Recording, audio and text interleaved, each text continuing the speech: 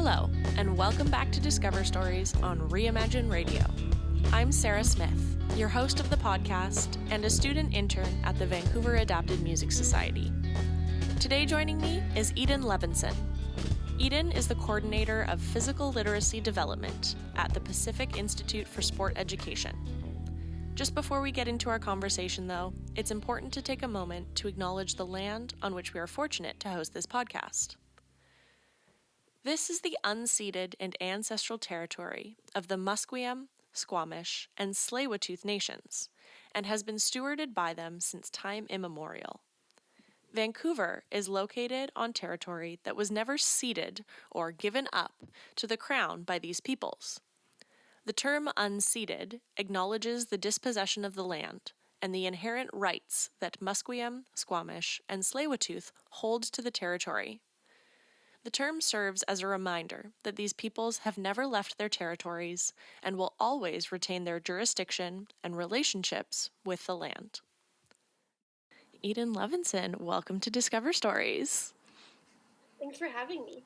Thank you for coming. Happy to have you here. Just to start off, could you maybe introduce yourself and tell us a little bit about you? Yeah, so my name is Eden. I'm the coordinator of physical literacy development at PISE.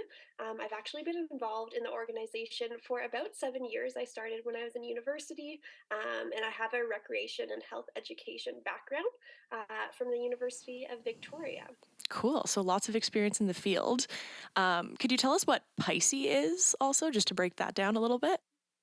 So PISE is the Pacific Institute for Sport Education. We actually recently renamed. We used to be Pacific Institute for Sport Excellence.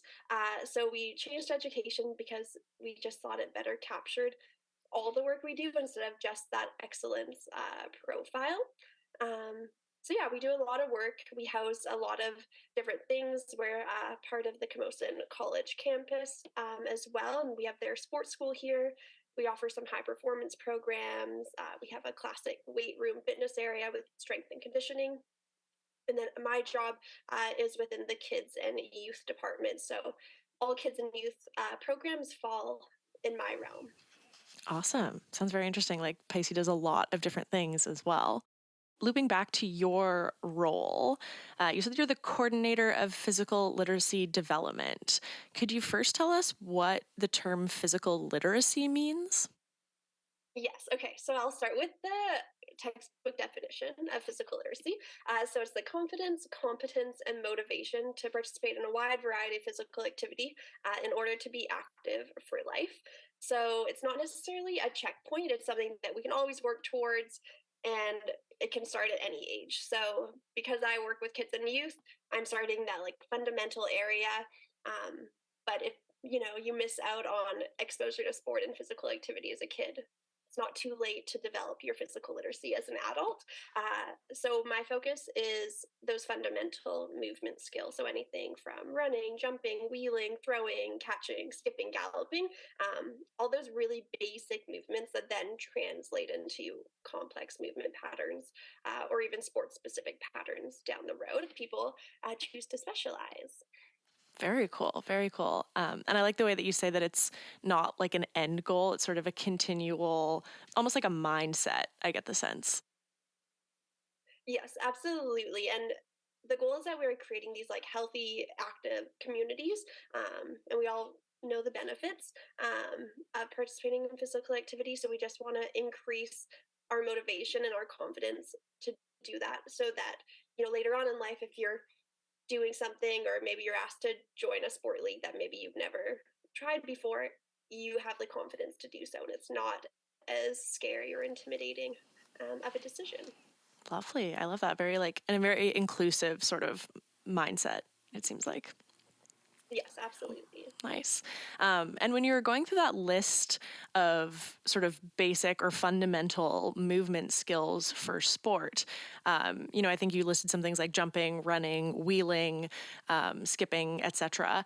I'm wondering how much integration there is of like adapted sport in sort of the fundamentals of this physical literacy as an outlook. Yeah, so adaptive sport is of course like part of physical activity in all ways, because PISE in general, we're not coming from like a sport entity to teach specific sports necessarily.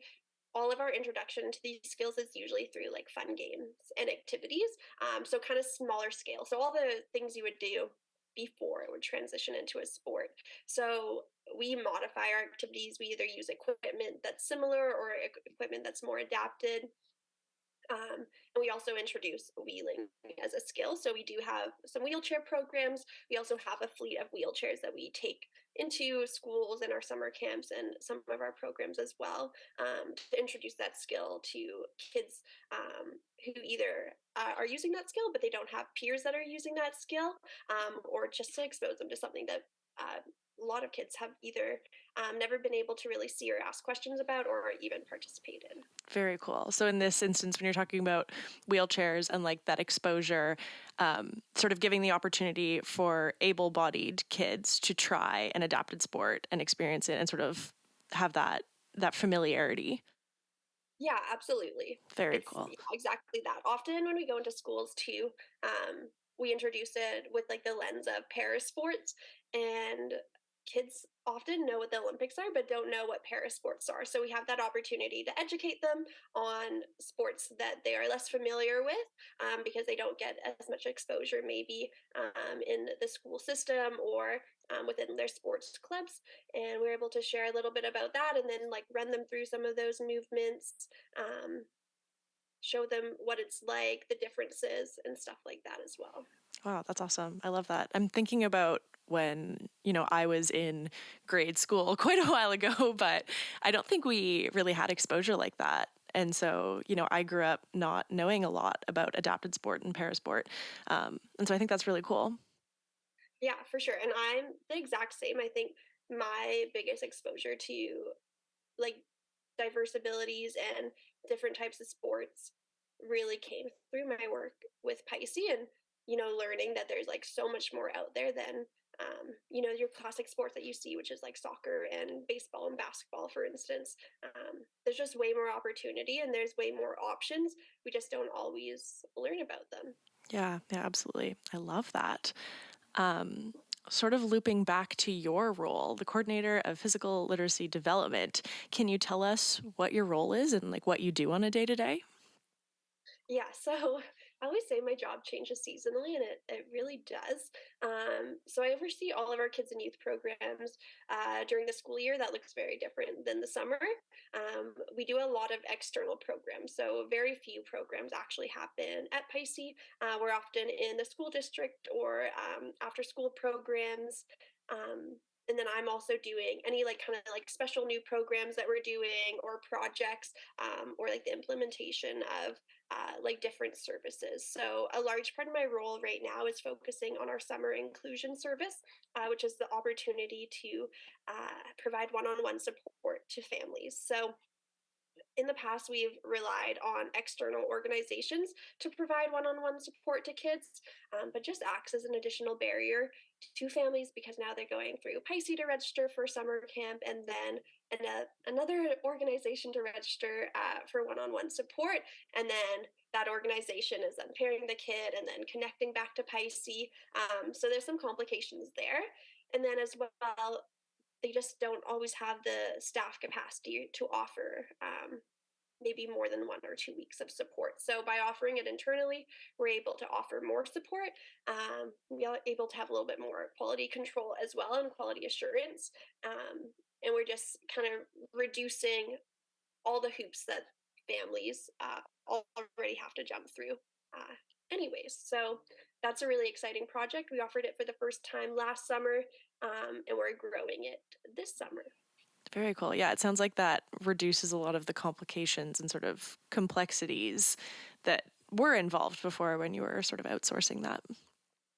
Yeah, exactly. And it just reduces like the burden on parents who already are managing so much, and especially with funding too. And there's some changes with funding for kids that are attending camp programs, but they're managing their funding and they're managing their support workers and where their kids are able to go and where is they're going to have the best experience that's going to include them in the best possible way. So there's so much that they're already juggling that adding that extra step can definitely feel like a lot. So I can empathize with families because camp is a pretty extensive part of their life, and it's a lot of childcare, and there's a high need for it, but not always a lot of opportunity or access. Mm. Yeah, that sounds like a really great sort of intervention or like a shuffle that you guys are able to do that. That's fantastic. Speaking of the summer camps, can you tell us what sort of summer camps PISE offers? Yeah, so our camps are all focused on those fundamental movement skills. They're 5-day camp, typical kind of hours. We offer it for age ranges from 3 all the way up to, I believe, 15 years, because we actually have some youth camps as well. Um, and we also offer cycling camps. So all of our camps are open to everyone. So they are inclusive by nature, and we try to have inclusive programming so that we can find ways to include all types of kids and youth. And it can either be more of that generic games and activities camp, or if you have kids that are really interested in biking, or we often have parents that don't have the skill set to teach their kid how to ride a bike, then they can register for our cycling camps as well. Very cool. So a really wide range, sort of depending on what folks are looking for. Yeah, exactly. And it's actually really cool too. There is a loaner system here in Victoria where you can borrow adapted cycling equipment as well. So we do have some participants that attend our cycling camp on adapted bicycles or trike style bikes, which is really cool as well. So increases opportunity there. Yeah, that's fantastic to have both the programming and the equipment available, because I think that can be a really big barrier as well. And sometimes that equipment or those bikes can be really, really expensive. So having like a loaner program or having that available is a really good option. Yeah, absolutely. And it is very expensive. It's, yeah, wild, the cost of some things. Yeah. You never really realize. Yeah, definitely. If you don't have exposure or haven't had to go and research any of that equipment, it definitely is very costly. So I think that's a great way to sort of reduce barriers for folks to try those activities. Yeah. Yeah, that's fantastic. And you mentioned earlier as well that you had a fleet of wheelchairs. Can you tell me about those? Yeah. So we have a fleet of about 10 kid sport wheelchairs. So they'd be like the type of wheelchair that you would most commonly see in a sport like wheelchair basketball. So they're pretty simple in terms of the frame and whatnot, and they don't have like any extra equipment attachments to them. So they're pretty simple. We have a trailer, we tow them around the city, which is really cool. We've done a few school visits recently, actually, this year already. So we've been at 2 schools. We have some plans to go to a few more. With most of these school visits, we're visiting them because there's a student at the school who either uses a wheelchair or is going to undergo a surgery that's going to require them to use a wheelchair. So it can be really cool for that child to either use a wheelchair for the first time with us in this like fun PE setting where they're just playing games and activities, or for a peer that already uses a wheelchair or a power chair to then get to see all their peers learning and playing just like them as well. That's really cool. I love that. And I think that also would help a lot with sort of like stigma and inclusivity. Because I know that at least when I was, again, I'm commenting on when I was younger, but students at school around me who had disabilities were often excluded from things, partially by things like bullying, but also by design and not having accessible equipment for sports and like programs like this that you're talking about. And so I think it's really cool that you're introducing that to their peers and their friends as well, to sort of, I mean, I would hope at least, and I would sort of assume that that might help to reduce the stigma a bit and change kids' mindsets a little bit towards these things, because I think sometimes that can be a pretty big challenge as well. For sure. And that's such a key piece of the program as well. So as much as we're going to play fun games activities, and it is really cool, regardless if you're a wheelchair user or not. but also to have like that little like education portion and debrief and see what all the students notice about it, especially with sport wheelchairs too, just by design. They typically can't fit through like a single doorway. So most gym doorways have a double door that opens to them. But for instance, if you're an athlete and you have a sport wheelchair, you would have to transfer into a different wheelchair in order to, exit the gym or go to the bathroom. And so teaching kids at a very young age about the built environment and how it's not necessarily built for everyone is really cool. And you just see all these like little light bulbs going off, and they have these really unique questions of how they're connecting the dots.